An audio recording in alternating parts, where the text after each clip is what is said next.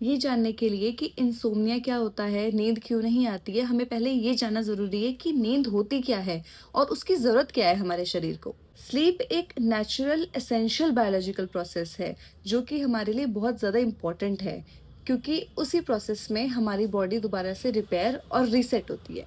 Body को reset और repair का मतलब ये नहीं है कि हाँ, अब बॉडी बिल्कुल शट डाउन पे चली गई है।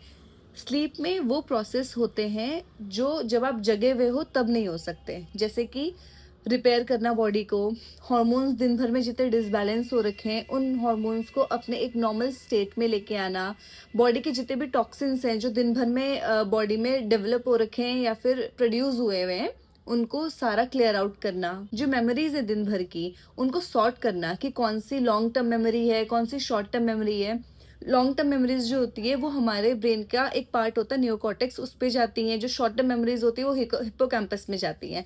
तो इन सबको सॉर्ट करने का काम रात में नींद में ही होता है। और सबसे इम्पोर्टेंट, हमारा नर्वस सिस्टम को रेस्ट देता है जो स्लीप होती है। दिन भर हम इतने एक्टिवेटेड रहते हैं कि नर्वस सिस्टम को भी एक टाइम चाहिए रहता है, क्योंकि एक मशीन है ना, मशीन को टाइम चाहिए होता है जब वो रेस्ट करे, वो आराम में जाए, ताकि वो दोबारा से रिपेयर हो और अगले दिन के लिए तैयार हो जाए। तो इन शॉर्ट, जो स्लीप है वो हमारा बिल्ट इन हीलिंग सिस्टम है कि अगर आप सोओगे अच्छे से तो हीलिंग आपकी बॉडी की बहुत अच्छे से होगी, सारी चीज़ें बिल्कुल नॉर्मल बैलेंस में चलेंगी। और अगर आप नहीं सोओगे तो सब चीज़ों में कुछ ना कुछ डिस्टर्बेंस आ ही जाएगा।